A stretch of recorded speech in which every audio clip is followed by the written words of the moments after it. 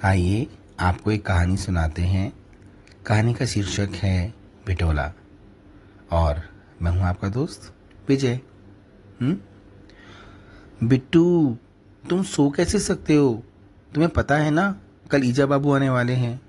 कितनी तैयारी करनी है और तुम सो रहे हो। अरे शशि, सोया नहीं हूँ, बस थोड़ा थक गया हूँ। सुबह आमबाड़ी गया था और फिर बाजार। आराम करने का समय नहीं मिला, इसलिए थोड़ा आराम कर रहा हूँ। आराम? तुम आराम कैसे कर सकते हो? पता है ना ईजा कैसी है, कल आएगी और देखना कितनी बातें सुनाएगी। बोलेगी, हाय कैसा जमाई है, मेरी बेटी को कितना दुख देता है। कपड़े तो देखो इसके, दाढ़ी भी नहीं बनाता, जानवरों के साथ रहते रहते जानवर जैसा दिखता है। छी। तनु और कुक्की के घर वालों को देखो, रानी बनाकर रखते हैं उन्हें, और ये कैसे रखता है मेरी शशि को। धूप में काम कराता होगा पक्का। काली हो गई मेरी बेटी। हाय, पता नहीं 2 वक्त की रोटी भी खिलाता है कि नहीं। अरे शशि, ईजा इतनी भी बुरी नहीं है, सास है मेरी वो। देखो मैं उनके लिए आम तोड़ के लाया हूँ, 3 मोटी मोटी गठरी है। तनु और कुक्की के लिए भी लाया हूँ। ये हमारे गांव के खट्टे मीठे आम हैं। ईजा जैसे ही इसे चखेगी ना तो सब भूल जाएगी, और फिर देखना तारीफ ही तारीफ करेगी। चुप करो तुम बिट्टू, मैं यहाँ इतनी महत्वपूर्ण बात कर रही हूँ और तुम ये आम बीच में ले आए। शशि बिट्टू की बात सुनकर आग बबूला हो गई। शशि की आंख से आंसू निकलने लगे। बिट्टू ने शशि को संभाला। शशि ने रोते रोते बोला, मुझे पता है ना मेरी माँ कैसी है। कोई मेरे बिट्टू की बुराई करे मुझे अच्छा नहीं लगता है। बात बात पर तनु और कुक्की के घर वालों से बराबरी कराकर तुम्हें नीचा दिखाती है। अरे शशि, चुप हो जाओ, रात में रोते नहीं हैं। ईजा मुंह से कुछ भी बोले पर दिल की साफ है। वो दिल से हमारा भला ही चाहती है। देखो मैं तुम्हारे लिए गुलाबी साड़ी लाया हूँ। कल जब तुम इसे पहनोगी ना तो देखना कितनी सुंदर दिखोगी। पूरे संसार में मेरी शशि से सुंदर कोई नहीं है। सुंदर सुंदर सबसे सुंदर मेरी शशि रानी है। फूल से कोमल, जल से चंचल, इसकी बात निराली है। बिट्टू गा रहा था और शशि उसके सीने में सर रखकर रो रही थी। थोड़ी देर में शशि को नींद आ गई। बिट्टू ने शशि को आराम से सुलाया और फिर वो दूसरे कमरे में गया। बिट्टू ने शशि का सफ़ेद ब्लाउज निकाला। बिट्टू बाजार से रंग बिरंगे धागे लाया था। बिट्टू ने शशि के सफ़ेद ब्लाउज के आस्तीन में गुलाबी, हरे और पीले धागे से कढ़ाई की। ब्लाउज सुंदर दिखने लगा और फिर बिट्टू शशि के पास जाकर सो गया। बिट्टू उठो उठो, देखो सुबह हो गई है, जल्दी करो। 11-12 बजे तक ईजा बाबू आ जाएंगे। मुझे तैयारी करनी है, उठो। शशि की आंख जल्दी खुल गई थी। शशि ने बिट्टू को उठाया। बिट्टू उठते ही शशि के साथ काम में लग गया। बाहर का सारा काम, जैसे पशुओं को नहलाना, धुलाना, पानी पिलाना, चारा खिलाना और फिर दूध निकालना, सब बिट्टू ने किया। और घर की सारी साफ सफाई शशि ने की।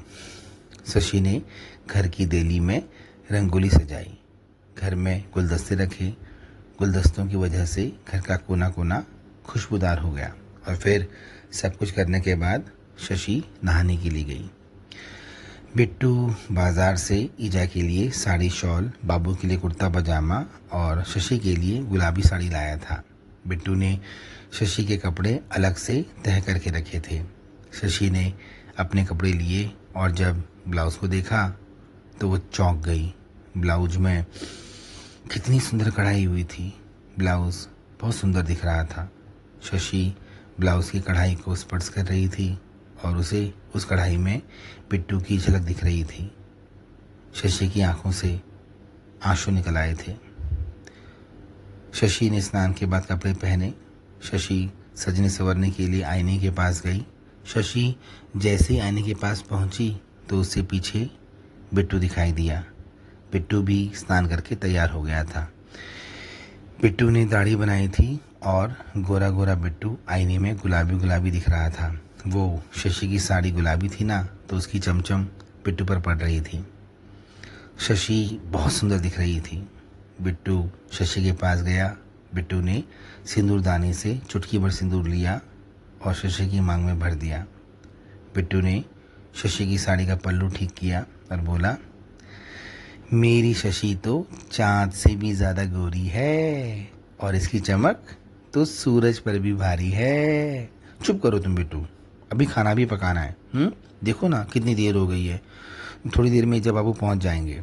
अरे शशि, आज तुम आराम करो, आज खाना मैं पकाऊंगा। ना बाबा ना, मेरे जब बाबू सिर्फ मेरे हाथ का खाना पसंद करते हैं, उन्हें तुम्हारे हाथ का अच्छा नहीं लगा तो? अरे शशि, अच्छा लगेगा। देखो ना, तुम बस मुझे 1 घंटा दो, देखो मैं क्या कमाल का खाना बनाता हूँ। चलो फिर देखते हैं, तुम खाना बनाओ, अगर अच्छा नहीं बनेगा तो मैं इल्ज़ाम अपने सर पर ले लूँगी और बोलूँगी कि खाना मैंने पकाया था। क्या? ये क्या बात हुई शशि? बिट्टू खाना पकाने के लिए लग गया। बिट्टू ने फटाफट भात, दाल, सब्जी, खीरे का रायता तैयार कर दिया। खाना बनते ही शशि ने बोला, अरे वाह बिट्टू, तुमने इतना सब कुछ इतनी जल्दी तैयार कर दिया? हाँ। अरे शशि, अभी तो एक चीज़ रह गई है। एक चीज़? कौन सी? मतलब क्या? अरे शशि, चटनी, आम की चटनी। बिट्टू, चटनी? तुम चटनी बनाओगे कैसे? सिलबट्टे का बट्टा तो टूट गया है। देखो, मसाला कूटना और बात है, पर चटनी बनाने के लिए तो गोल बट्टा चाहिए। पीसोगे कैसे? हाँ। शशि, कल जब मैं बाजार गया था ना, तो आते समय नदी किनारे से बट्टा उठा लाया था। ये देखो, ये चिपटा बट्टा है, इससे चटनी अच्छे से पिसेगी। बिट्टू ने शशि को बट्टा दिखाया। बड़ा ही भारी बट्टा था। बिट्टू ने 10-12 बड़े बड़े आम लिए, उन्हें बीच में से काटा, उनकी गुठलियाँ निकाली। प्याज, टमाटर, हरी मिर्च, लहसुन, जीरा, अदरक, काली मिर्च, इन सभी को बड़े तवे में तेल डालकर थोड़ी देर तक भुना। थोड़ी देर बाद सारी सामग्री को तवे से निकाला और थाली में रखा और फिर टमाटर, आम के छिलके निकाल दिए। बिट्टू ने सारी सामग्री सिल में रखी और फिर पुदीना, धनिया, नमक और गुड़ के साथ उन्हें बट्टे से पीसकर चटनी बनाई। चटनी बनने के बाद शशि ने पूछा, अरे बिट्टू, इतनी ज़्यादा चटनी क्यों बनाई?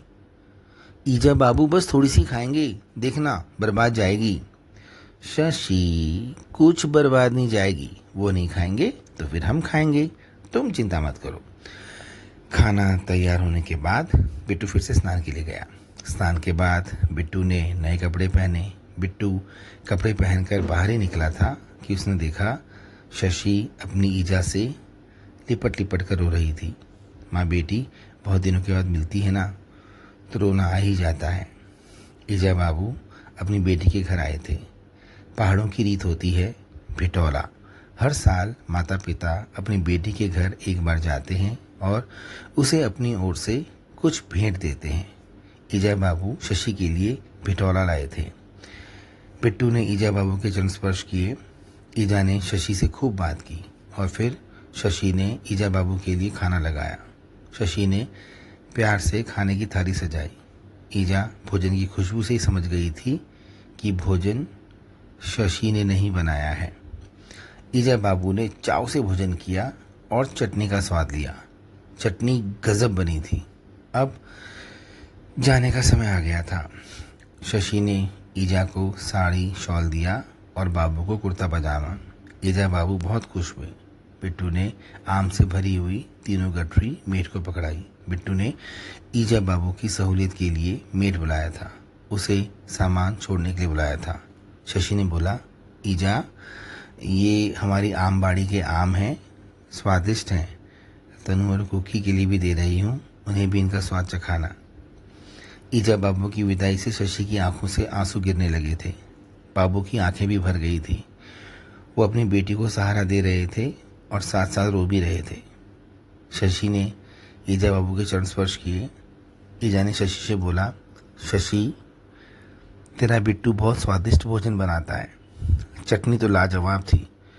थोड़ी चटनी दे दे, तनु और कुकी भी इसका स्वाद लेंगे। चटनी सुनते ही शशि को बिट्टू की बात समझ आई। वो जान गई कि बिट्टू ने ज़्यादा चटनी क्यों बनाई थी। शशि फट से अंदर गई और बची कुची सारी चटनी टिफिन में भर कर ले आई। शशि ने चटनी ईजा को दी। बिट्टू और शशि ने ईजा बाबू के चरण स्पर्श किए और फिर ईजा बाबू मीट के साथ अपने घर के लिए चल पड़े। शशि बहुत खुश थी। वो अपने माता पिता के जाने से भावुक हो गई थी। उसके आंसू निकल रहे थे। शशि के आंसुओं को देख बिट्टू शशि के पास गया और फिर उसने उसे अपने सीने से लगा लिया।